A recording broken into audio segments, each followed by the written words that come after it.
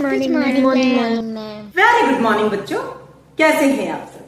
विज्ञान की कक्षा में आपका स्वागत है। बच्चों, पिछली कक्षा में हमने माइक्रो ऑर्गेनिज्म या सूक्ष्म जीवों के 4 समूहों के बारे में चर्चा की। कौन कौन से? जीवाणु, विषाणु, प्रोटोजोआ और कवक। आज की कक्षा में हम इसके 5वें समूह शैवाल या एल्गी के बारे में जानेंगे। तो चलिए शुरू करते हैं। बच्चों, आपने अपने आसपास या अपने घर में गीली दीवारों में या सीलन युक्त जगह पर, तालाबों के किनारों पर या ऐसी जगह पर जहां जनरली पानी भरा रहता है, हरी हरी कुछ चिकनी चिकनी सी लेयर देखी होगी। देखी है? हाँ, किसने देखी? मैम हैंडपंप के पास भी है काई। हाँ, काई, बिल्कुल ठीक। तो आप पहचान गए। Yes, तो ये जो ma'am। काई होती है ना बच्चों, फिसलन। हाँ, इस पे अगर आपका पैर पड़ जाएगा तो आप फिसल जाते हैं। बिल्कुल सही। और ये जो जनरली जो सीलन युक्त दीवारें होती हैं, सीलन युक्त जगह होती है, यहाँ पर ये जनरली ग्रो कर जाती है। ठीक है बच्चों। तो ये जो शैवाल होता है ना, इसको हम आम भाषा में, घरेलू भाषा में हम काई ही कहकर पुकारते हैं। तो आज हम किसके बारे में जानने वाले हैं? काई के बारे में। काई के बारे में। ठीक है। काई को अंग्रेजी में क्या कहते हैं? एल्गी। बिल्कुल सही। काई को अंग्रेजी में एल्गी कहते हैं और काई को हिंदी में क्या कहते हैं? शैवाल। शैवाल। Very good. तो बच्चों, ये जो काई या शैवाल या एल्गी होती है, ये हमारे लिए लाभदायक भी है और हमारे लिए हानिकारक भी है। ठीक है।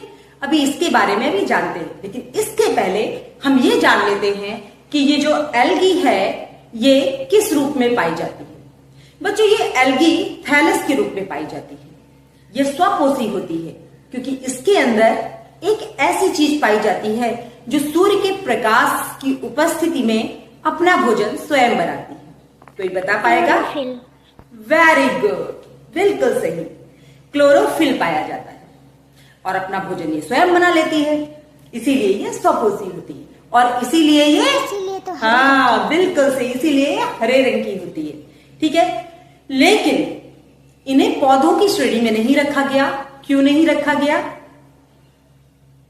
क्योंकि पौधों की श्रेणी में उन्हीं स्वपोषी जीवों को रखा जाता है जिनमें जड़, तना और पत्ती पाई जाती है।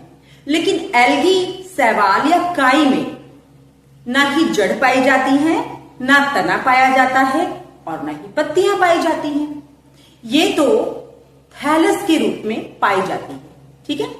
ये जो थैलस होते हैं बच्चों, ये एक कोशिकीय और बहुकोशिकीय हो सकते हैं। एक कोशिकीय थैलस क्लोरेला, क्लेमाइडोमोनास और डायटम्स, ये कुछ नाम हैं एक कोशिकीय शैवालों की। ठीक है। इसके अलावा कई शैवाल ऐसे भी होते हैं जो बहुकोशिकीय होते हैं। ठीक है बच्चों।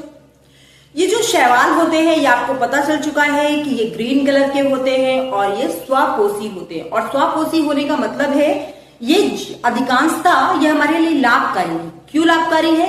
क्योंकि अपना भोजन खुद बनाते हैं। इनके अंदर एनर्जी है जिसे खाकर दूसरे जीवों के अंदर एनर्जी ट्रांसफर होती है। ठीक है।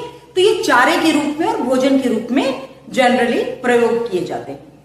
और ये जो क्लोरेला नाम का जो अभी बताया आपको शैवाल, ये भी बहुत इंपॉर्टेंट है क्योंकि इससे क्लोरेलिन नाम की प्रतिजैविक दवाई बनाई जाती है।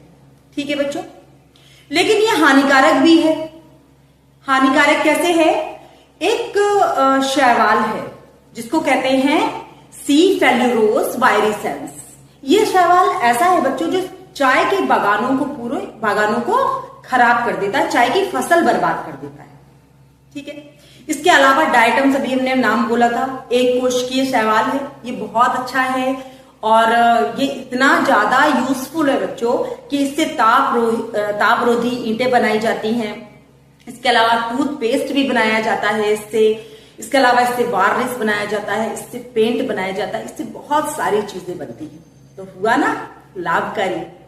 तो अब आपको समझ में आ गया कि जो शैवाल होते हैं ये कितने लाभदायक होते हैं। हाँ, कुछ हानिकारक होते हैं। जैसे अभी किसका नाम बताया था? कौन बताएगा? वायरिस। वेरी गुड, बिल्कुल करेक्ट। हाँ, सी फेलुरोस वायरिसेंस, बिल्कुल सही बताया। इसे आप याद कर लीजिए। कभी आए ना कि हानिकारक शैवाल का नाम बताइए, तो आप इसका नाम लिख सकते हैं। क्या बर्बाद कर देता है? चाय की फसल। बिल्कुल सही, चाय की फसलों को बर्बाद कर देता है। ठीक है बच्चों, शैवाल में आज के लिए इतना ही। अब मिलते हैं अगली कक्षा में एक नए टॉपिक के साथ, माइक्रो ऑर्गेनिज्म के ही टॉपिक के साथ। ठीक है, क्योंकि अभी हमारा जो चैप्टर चल रहा है वो माइक्रो ऑर्गेनिज्म का ही चैप्टर चल रहा है। अभी हम इसी के बारे में बढ़ते जाएंगे। लेकिन हाँ, माइक्रो ऑर्गेनिज्म के जो समूह थे, 5 समूह, आज वो खत्म हो गए हैं। अगली बार हम लाभदायक माइक्रो ऑर्गेनिज्म और हानिकारक माइक्रो ऑर्गेनिज्म के बारे में बात करेंगे। तब तक के लिए बाय बाय। Bye bye.